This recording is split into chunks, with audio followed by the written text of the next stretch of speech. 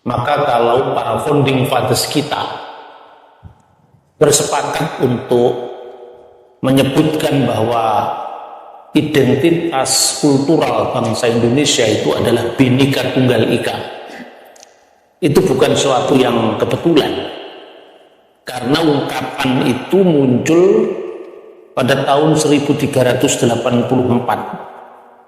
satu karya yang mendahului zamannya sebetulnya, karena pada waktu itu ya abad 14-15 itu kan masih zamannya perang salib gitu, perang agama.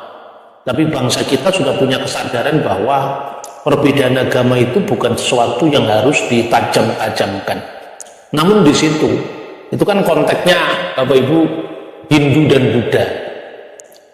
Bangsa kita itu kan pernah mengalami nyaris terbelah pada masa kuno.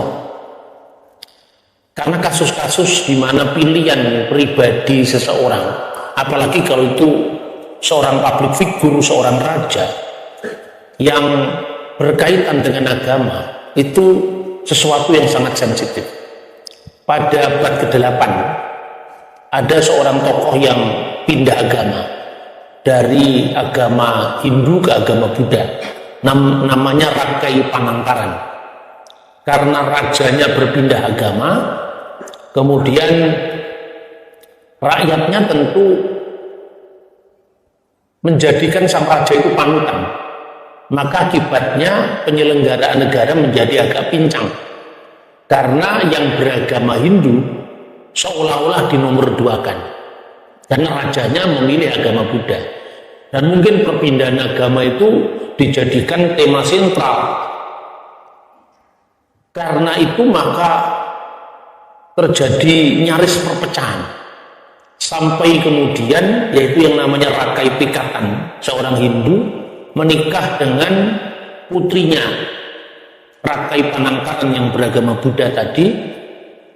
Akhirnya situasi hubungan antara Hindu dan Buddha itu kembali berjalan normal. Nama dari putrinya tadi adalah Pramudia Wardani. Untuk mengenang hubungan harmonis antara dua agama itu, maka candi dibangun untuk agama Buddha, itu Candi Borobudur. Dan kemudian setelah itu, setelah diresmikan oleh sang putri yang namanya Pramudia Wardani tadi, dibangun juga Candi Prambanan untuk memberikan ruang kebanggaan kepada agama Hindu.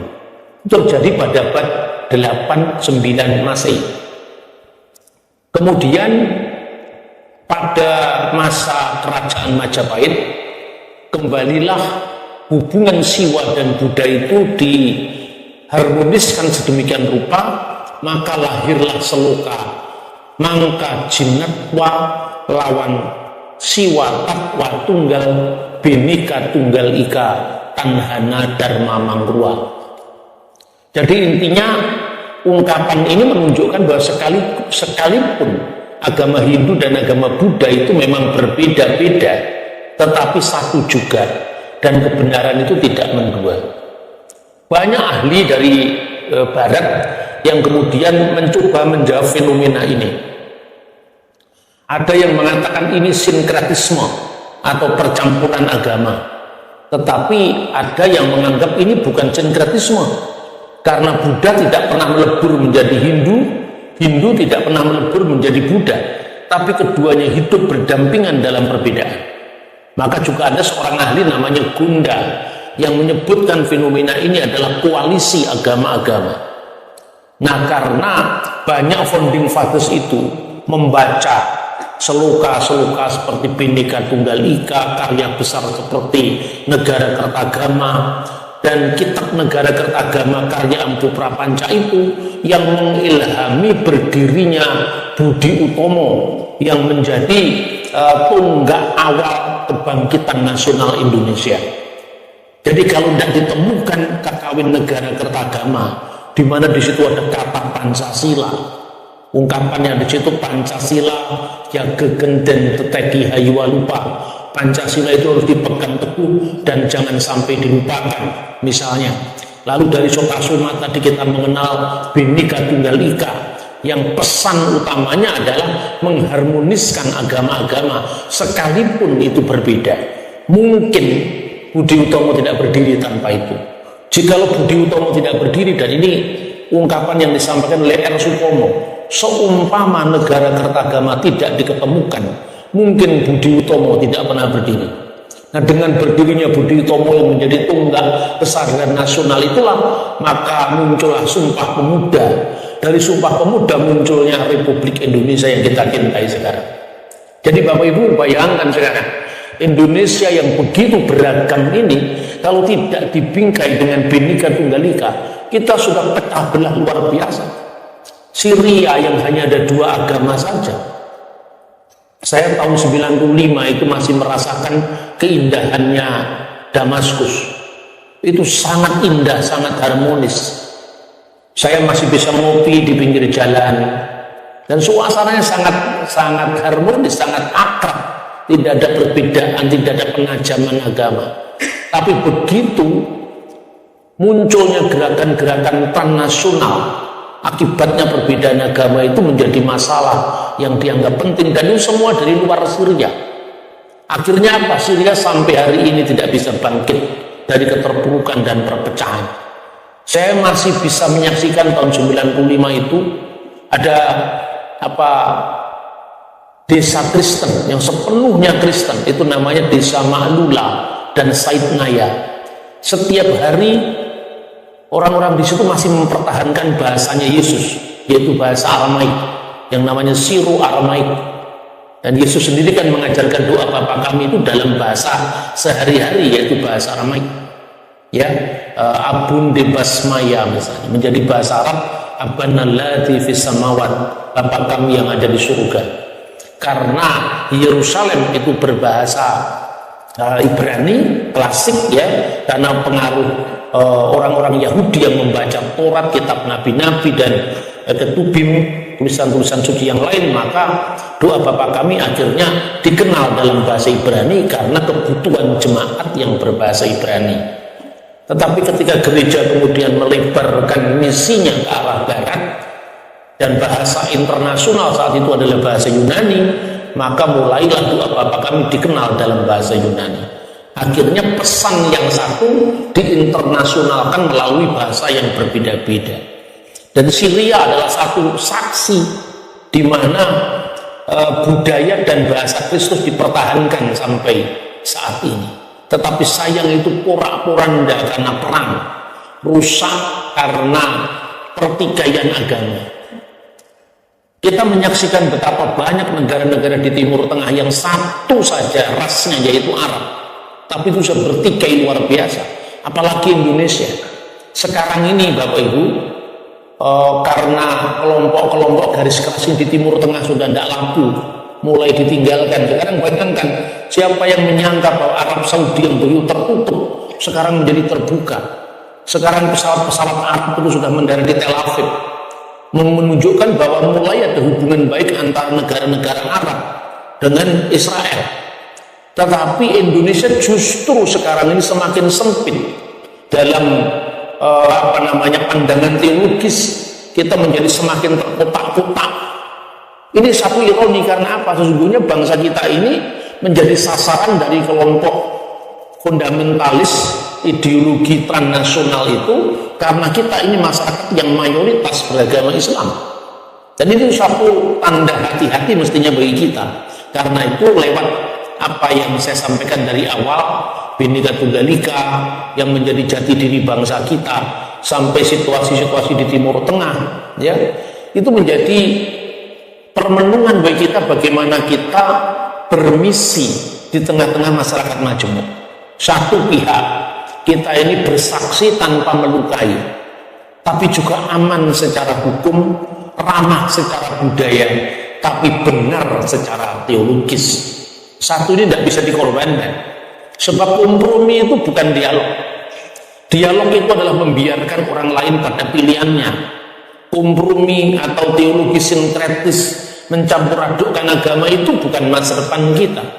Karena abad 14 saja Hindu dan Buddha itu berdampingan tanpa saling melebur, bahwa dalam pergaulan antara kedua agama itu menjadi sangat saling mendekat, itu iya, tapi juga toh tidak pernah melakukan percampuran agama.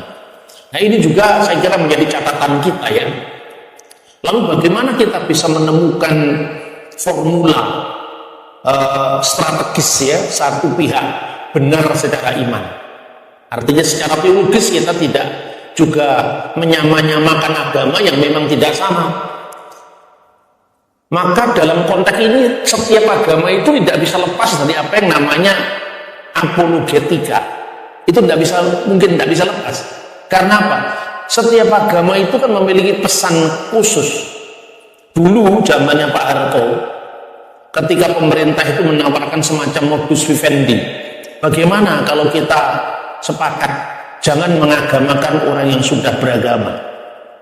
Pak Simatupang, Jenderal TB Simatupang, seorang tentara tapi sekaligus ya selain intelektualitasnya luar biasa, seorang intelektualis dari tentara, tetapi dia juga seorang pelayan Tuhan, bahkan aktivis, menjadi salah satu pengurus dari Dewan Gereja sedunia saat itu. Dia mengutip ungkapan Rasul Paulus, celakalah saya kalau saya tidak memberitakan Injil. Dan berita semacam ini bukan orang Kristen mau menang sendiri. Kadang-kadang kata misionaris itu kan kayaknya seperti momok gitu. Padahal setiap agama itu punya misionaris. Kalau di Islam namanya da'i itu. Da'i itu kan dari kata da'a, itu hanya memanggil. Memanggil itu memanggil untuk jalan yang benar katanya. Makanya orang yang memanggil kepada sabilillah, jalan Allah itu berdakwah kan. Makanya ada dai, makanya kalau ada orang lihat orang Kristen kemudian melakukan aktivitas evangelisasi, awas ada misionaris. Jangan-jangan juga orang Kristen yang sekarang ini juga menjadi korban provokasi dari beberapa tempat ya. Sebab di mana ada pelebaran wilayah atau pemekaran wilayah, selalu ada masjid yang dibangun di situ. Jangan-jangan Kristen juga mengatakan awas dai masa begitu, ya kan? Bahkan untuk hal yang satu ini, yang sensitif ini, kadang-kadang kita ini tidak mau terus terang saja, ya. Kasus terakhir ini ada anak pejabat pajak yang menganiaya, ya David atau sama nama ya. Itu ada yang menyebutkan bahwa dia seorang yang sudah mu'alaf. Pertanyaannya, apa hubungannya mu'alaf dengan penganiayaan? Ya kan, ini hal-hal yang seperti ini tidak boleh sebetulnya. Hal-hal yang sifatnya ruang privat itu jangan diangkat ke ruang publik. Apalagi kalau seorang pejabat negara, itu hal yang sensitif. Pernah kita diperingatkan ya di Mesir. Mesir itu kan hubungan antara Islam dan Kristen secara kultural itu kan baik sekali.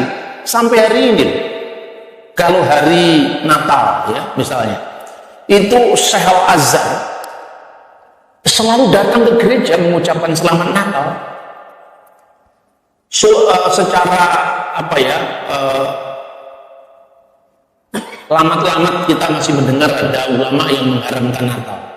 Tetapi arus utama di Mesir itu enjoy saja mengucapkan selamat Natal.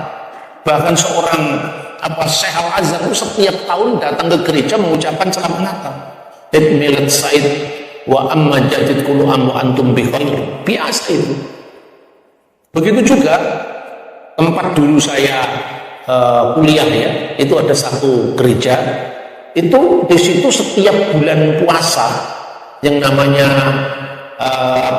buka puasa itu gereja itu menyelenggarakan, dekat gereja itu menyelenggarakan yang namanya Maidatur Rahman, artinya jamuan kasih ya. Berbuka puasa untuk seluruh orang yang mondar-mandir ke situ, sopir, angkutan, orang-orang semua makan di situ.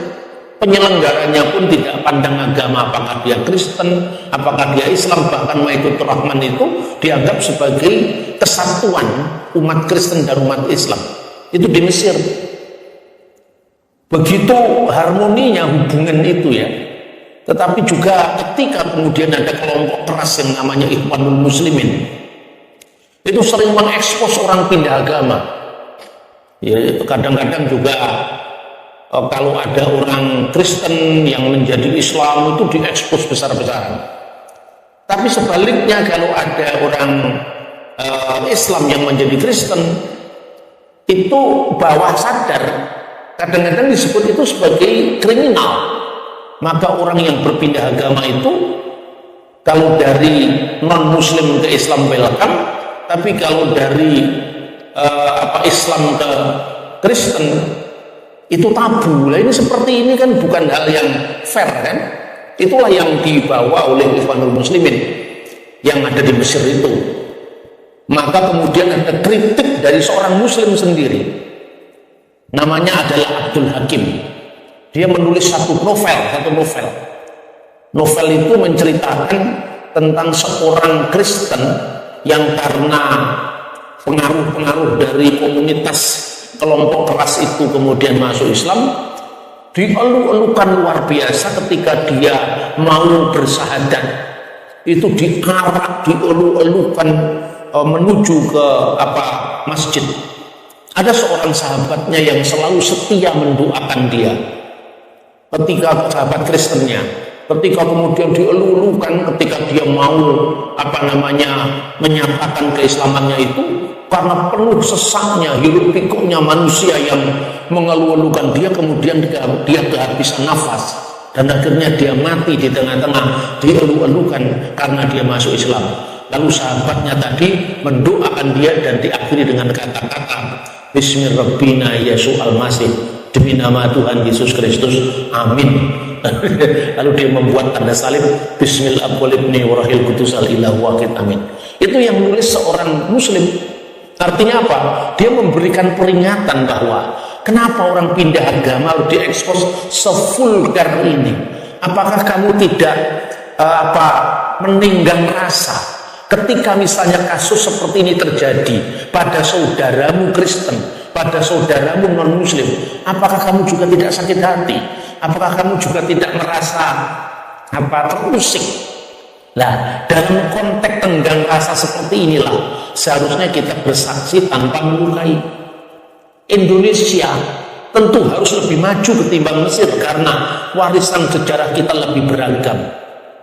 Pengalaman kemajemukan kita itu tidak hanya pada tingkat elit, tetapi tingkat rakyat. Saking karena rakyat tidak bisa memahami detailnya pemahaman teologis masing-masing agama, cenderung ke sinkretis. Tapi tokoh-tokohnya tidak sinkretis. Lah ini pertama, bersaksi tanpa melukai. Kedua, aman secara hukum. Indonesia ini masih punya undang-undang penodaan agama. Undang-undang nomor 1 PNPS tahun 1965. Undang-undang ini telah memakan korban terlalu banyak, mulai dari Ki Panji Kusmin, langit makin mendung, sampai kepada kasusnya Muhammad Kece. Korbannya terlalu banyak dan biasanya korbannya adalah kelompok minoritas. Sekalipun pemerintah bersama DPR sekarang sudah setuju dengan undang-undang hukum pidana yang baru, tetapi ini masih kira-kira berlaku 3 tahun lagi, ya kan? Artinya 3 tahun ini masih berlaku kan? Tapi undang-undang KUHP yang baru itu pun masih ada masalah juga. Karena apa? Pasal-pasalnya itu juga masih bisa dimaknai sebagai pasal karet misalnya. Barang siapa mempengaruhi orang lain, kalau nggak salah seperti itu, untuk berpindah agama, itu malah masuk di pasal ini yang di undang-undang sebelumnya tidak ada. Nah, mungkin ini pembahasannya di forum lain. Tetapi yang saya inginkan bahwa ketika orang Kristen membaca kitab suci bahwa pemerintah itu wakil Allah untuk kebaikanmu, berarti undang-undang yang masih berlaku yang ditetapkan oleh pemerintah bersama DPR harus kita taati. Kita tidak bisa melanggar kecuali mungkin kita memberikan kepada para pejabat publik itu suara kenabian kita, menyuarakan ketidakadilan minoritas, hegemoni mayoritas terhadap minoritas itu harus kita suarakan. Kemudian juga pemerintah harus tetap memberi ruang pada pihak yang berbeda. Jangan kasus-kasus penodaan agama itu putusannya lebih karena tekanan publik. Nah, tapi inilah situasi kita. Ketiga, ramah secara budaya. Ramah secara budaya itu berarti Ya kalau menyampaikan itu bisa dengan ramah, kenapa kita harus marah? Kan begitu kan?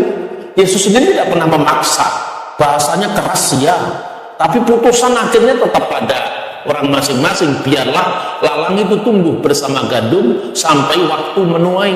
Yang disebut waktu menuai kan waktu zaman akhir ya, ila yaumil kiamah loh bahasa Arabnya itu. Ketika pengadilan terakhir nanti, mana yang lalang, mana yang gandum, mana yang kambing, mana yang domba. Tugas kita hanya mewartakan. Roh Kuduslah yang membuat orang untuk mengambil keputusan. Dia percaya kepada Kristus sebagai juru selamat, bukan kita. Kemudian dalam konteks dengan kebenaran teologis tadi, ya kita benar secara iman, tidak perlu ada kompromi. Lalu bagaimana ada ruang kesaksian di situ? Ya tetap ada ruang kesaksian. Bagi saya ketika iman Kristen itu sering disalahpahami, itulah waktu kita untuk bersaksi, menjelaskan kesalahpahaman orang, bagaimana how to answer the Muslim misunderstanding about Christianity misalnya. Kan kebanyakan yang salah paham itu teman-teman Muslim. Orang Hindu kan jarang salah paham dengan kita, orang Buddha juga jarang salah paham dengan kita, bahkan mungkin kita yang masih sering salah paham sama Buddha, kan itu kan, gitu jujur saja lah, ya tahu. Kalau kita yang salah paham, ya kita bilang yang salah paham. Tapi kalau kita disalahpahami, ya kita harus mengambil sikap untuk menjelaskan kesalahpahaman. Apa yang saya kerjakan selama ini hanya itu. Saya tidak pernah mengintervensi agama orang lain. Tapi kadang-kadang gregetan juga saya ya. Misalnya gini contohnya. Gregetan saya itu bukan kepada orang di luar Kristen, kepada orang Kristen juga. Kok gampangnya kita itu menerima pengaruh yang bertubi-tubi. Misalnya ya, ada beberapa tahun yang lalu ada seorang anggota tentara yang sering mengundang saya di persekutuannya, mengatakan, "Pak, ini ada siaran YouTube begini, bagaimana menjawabnya?" Ternyata siaran YouTube itu isinya apa? Isinya orang Indonesia, seorang ustadz yang menceritakan bahwa ini loh profesor dari Israel, namanya Moshe Sharon dari Hebrew University kalau tidak salah, yang mengatakan bahwa agama semua nabi-nabi dari Adam sampai Yesus itu Islam. Dan memang dikutip itu omongannya Moshe Sharon. Padahal omongannya Moshe Sharon itu intinya gini loh. Ini kan saya jelaskan karena kita ini jadi juga malas, tidak mau cross check itu sumber yang dikutip oleh si Ustaz tadi. Saya cari sumbernya itu kan ketemu. Mau sekarang apa yang tidak bisa dicari di dunia maya sekarang ini? Ketemu ceramah utuhnya Profesor Moshe Sharon. Moshe Sharon itu mengajar, menjelaskan bagaimana seorang beragama itu sangat mudah mengklaim wilayah karena motivasi agama. Lalu dia memberikan contoh. Inilah contohnya Islamisasi sejarah yang bertujuan untuk Islamisasi wilayah. Itu intinya kira-kira. Jadi Islamisasi sejarah untuk mengislamisasi wilayah. Jadikan contoh. Ini Moshe Sharon saya ngomong apa adanya. Misalnya, nabi-nabi itu dianggap Islam. Nah gitu kan? Maka kemudian Daud agamanya Islam, Salomo agamanya Islam. Nah Salomo kan punya bait suci yang mendirikan bait suci kan Salomo, bait suci yang pertama itu. Nah letaknya sekarang di mana? Di Yerusalem. Yang sekarang bait suci itu berdiri di kota Daud, sebetulnya kotanya agak ke bawah itu kan, lebih kecil, kemudian dihancurkan oleh Nebukadnezar. Bangsa Yehuda mengalami pembuangan ke Babel tahun 586 sebelum Masehi. Kemudian tahun 539 sebelum Masehi, berkat kebijakan yang dilakukan oleh Kores Agung, maka kemudian semua jajahannya Babel, tawanannya Babel disuruh pulang kembali ke wilayah mereka masing-masing. Lalu diberikan hak untuk mendirikan rumah ibadah bagi agama mereka masing-masing. Ini yang sebetulnya deklarasi HAM pertama kali sebetulnya. Kalau kita lacak dalam sejarah, karena jelas sekali di situ. Dan itu sumbernya tidak hanya Alkitab, ditulis dalam Isra dan Nehemia. Itu ditemukan prasasti namanya prasasti Slindel Kores Agung. Anda bisa membacanya itu dalam bahasa Akkadia yang sekarang ini banyak sekali ditulis ya tentang itu. Salinan lengkap dari prasasti yang isinya pembebasan bangsa-bangsa termasuk Israel, lalu diberikan hak untuk membangun bait suci bagi Tuhan mereka masing-masing. Maka mulailah masuk ke zaman Persia, Ratu Esther, kemudian Mordekai menjawab kejahatan dari seorang bernama Haman.